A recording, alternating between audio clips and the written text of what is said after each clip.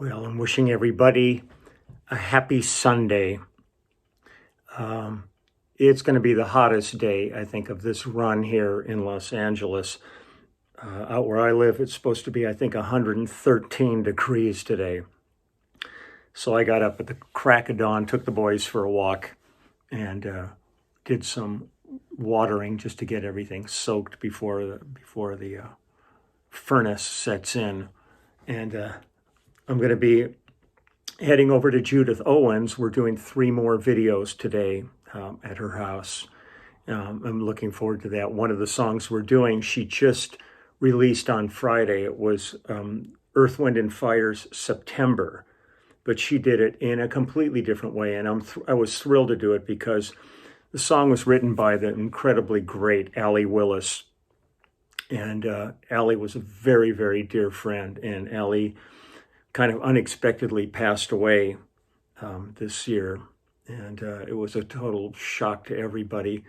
But one of the really wonderful, wonderful human beings, a true character. Had like the greatest kitsch collection. I mean, her house was a complete adventure to visit. She was something else. And one of the things that I really treasure is when I've been involved with an organization called Canine Companions for Independence, which raises and trains and places service dogs. And last year we had the big annual fundraiser, and one of the donations I got for the fundraiser was Allie wrote out the lyrics in her hand to September. And September was inducted into the Library of Congress's archives. And so she also included the certificate for that. And I ended up buying it at the auction. I thought it was just one of those things. And she was going, "Oh, I'm so glad you got it. I can come over and visit it." Because she had only written these lyrics once before, and that was for the Library of Congress. So it's really incredibly special. And it's great to have this piece of Allie with me now forever. But so I'm heading over to Judith, and we're going to do a video for September, and then her song Karen about all the crazy women that are out screaming at people now that are all being called Karens. And she wrote a really amazing song about it. And then we're going to do one other tune too. It's just Pedro and Judith and myself. So I'm going to be looking forward to heading down and spending the afternoon and part of the evening over there with her working. And we'll be safe, we'll be distant and masked. She'll just take her mask off to sing. She's very adamant about safety, so we're all good with that. But one of the things that I wanted to talk about, this was funny too. This came in the mail yesterday. A few people have posted this on Facebook, but I got interviewed ages ago, and then all of a sudden, this came out. It's International Musician magazine, and I'm the cover boy for this. So that's pretty sweet. Yeah, it's the last thing I expected was something like that. And there's let me see where it is here. There's a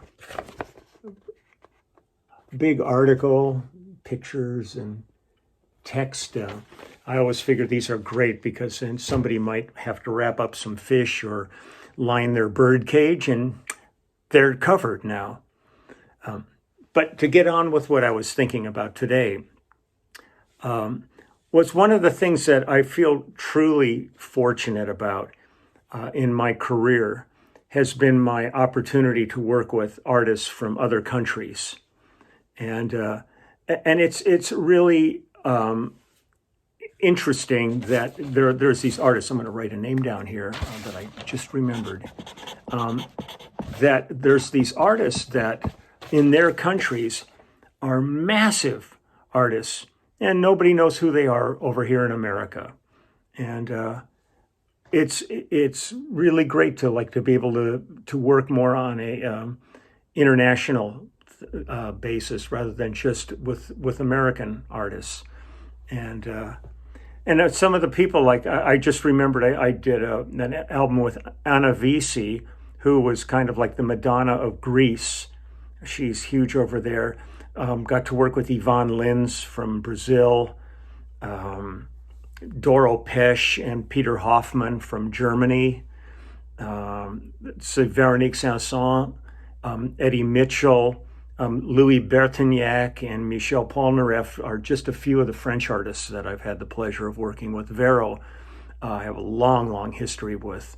And Louis Bertignac was a member of a French band called Telephone, and he did a solo album. And Chad Cromwell, great drummer, Chad Cromwell, and I went down to Miami and did that with him. And then there's been really countless Japanese artists that I've worked with. Mari Hamada, who's one of the great singers of Japan, Iruka. I recorded and toured with Takuro Yoshida, Sahashi. And one of my longest relationships is with an artist that when I started working with her, her name was Yumi Arai. But she got married to Manta Matsutoya, so she became Yumi Matsutoya. I mean, Yumi, I've done, God, I don't know, 20 some albums with her over the course of the years, going way back, I think, into the late 70s. We started together, and I think she sold somewhere in the vicinity of, in Japan, like 50 million albums, and she still is a major artist in Japan, and like the top female artist. And one of the things that was really amazing was I was in Japan doing a trio gig. I think it might have been the Blue Note with Van Dyke, the great Van Dyke Parks. And Grant Geisman was playing guitar. So it was Grant on guitar, myself on bass, and Van Dyke on piano, and singing and telling stories. And if you're not familiar with Van Dyke Parks, look him up. He is a true, unique individual in the music business. He was involved he's a great lyricist. I mean, he wrote the lyrics for Smile, the Beach Boys, like one of the great records of theirs. His history is amazing. And I just was happy to always be around Van Dyke, because when he tells stories, he's like Horton Foote, one of these guys where you just sit there. He's got a lilt in his voice with a Southern accent that just sits beautifully, and he's unbelievably bright and has a command of language that's really astounding. Sometimes I talk with him and then I have to go look some of the stuff up. I go, what the hell did he just say? But we were over in Japan working, and Yuming contacted me and said that they were rehearsing for a tour, and if I wanted to come over and see the stage and pay a little visit. So I went over, and she's one of these artists, though. You know, you think of these artists, you know, they're going to go out and, you know, do a little gig. She's the kind of artist who they would book like the Tokyo Dome for a month, and she would sell out the whole month immediately. Then they would go to Nagoya, to the biggest venue there, for a month, sell it out for the month. Then go to you know, every city, you know, with a big giant venue in Japan for like 6 months. They would go and sell out those cities, and then they would take off 6 months and write. She loved trekking. She would just go off on her own and travel the world and have adventures. But she invited me down, so I went down. I think it was the Tokyo Dome that they were in, and I walked in, and I almost fainted by seeing the production that they were doing. If you kind of took Pink Floyd and Genesis and Kiss and all those bands and rolled them into one, that's sort of getting close to what her show is like. It was staggering. The stage was unbelievable. There was a swimming pool on stage, and they had Olympic swimmers in it, and with a thing in the middle like an Esther Williams show where there would be a camera above and she'd come up out of the water. They had ice skaters on there. They had a Russian circus. So they had like high wire acts and all this stuff going on. And then the backdrop of the stage was a scrim, but it was many layers of scrim coming out. So it had incredible depth. It looked like a mountain and caves and things. It was just the most astounding thing I ever saw. And I was talking to her husband, Manta, who's a great arranger, composer. They're an amazing couple, the way they work together. And we were talking about Phil Collins's 1990 tour, where we had the show was a giant carousel on stage. So when you walked into the arena, you saw this thing that looked like an old carousel with it was a scrims with horses on them and a big giant, like a big top and all that. And then when our show would start, the sides, all these panels would open up, and there were hundreds of very lights under it, and it was like it was suddenly the mothership appeared. And Monta kind of smiled, and he said, "Oh, I bought that. That's in a warehouse. We might use that one day, because when we finished in Japan, you're not going to use this stuff again." And so I was just going, "Holy crap, this is unbelievable." And I also remember at that same time, Yuming contacted me said, "Would you like to go out to dinner?" I said, "I'd love to get together." Now, she doesn't speak that much English, so she had a girlfriend of hers who speaks English and come along too as a translator. But she said, "This is my favorite restaurant, and let's meet there." Now, Japanese cab drivers are very much like London cab drivers. They can find anything. You get in a cab in LA, and a lot of times, guys like sitting there, on his phone trying to figure out where we're going. And those cab drivers are really trained and tested. And this driver started trying to find this restaurant, and he was going crazy trying to find it. It was the most hidden away thing. And finally, we ended up down about 8 alleys, and then there was a little door at the end of one, and that was the place.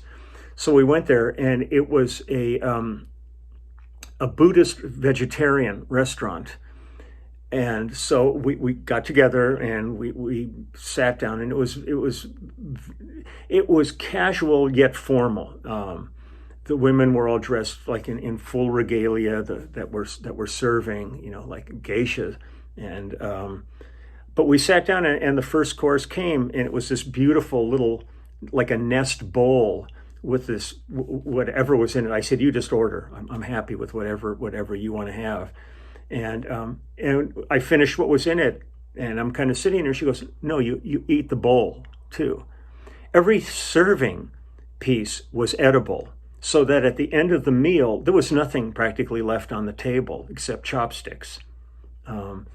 It was really astounding, and it was one of the greatest meals I've ever had in my life. The flavors and the presentation were just something to behold. And this little place just nobody knows about. I guess it's one of those things. If you've got that kind of a restaurant, you can have something with no address, no information, and they're busy all the time by the people, the clientele they have just supports them. So, but this all goes back with her so many years, and I've gone over to Japan and recorded with her, and then they've come to Los Angeles many times and recorded. And I think somebody mentioned this in either yesterday or day before's in the comments section of my video, talking about there was a song that I recorded with her called Central Freeway.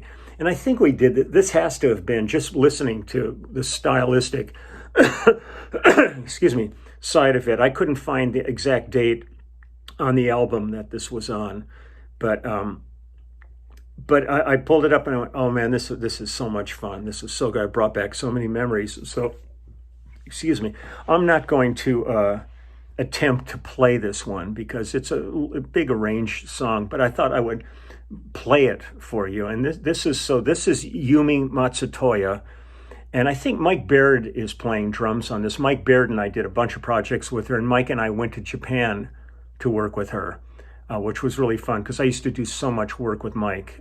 He's like an amazing, wonderful drummer in LA. And when we did all the Mike Post TV shows, generally it was either he was the dominant drummer on that, and when he couldn't do it, Willie Ornelas usually played drums on it. But Mike and I we were always troublemakers on the TV dates. Like at Universal, he would be in a drum booth that was all surrounded but had like an open window in the front. And I'd be sitting there, and I'd always bring like a bag of almonds or something with me. we'd be doing like the Rockford Files or something like that, and there would be the clicks and then the cutoff, and he'd go 1, 2, 3. And I would take a handful of almonds and just chuck them back, and they'd be hitting the cymbals and stuff, and people go, "What the hell's going on back there?" And at one point, I think the janitorial staff was like about ready to say they're not coming back there anymore because there was so much crap in his drum booth. But Mike was great. So we went to Japan together, and it was amazing. So this is Yuming, Arai to some people, Arai, or Matsutoya. And this is called Central Freeway. So I'm just going to go ahead and play this now, and I'm going to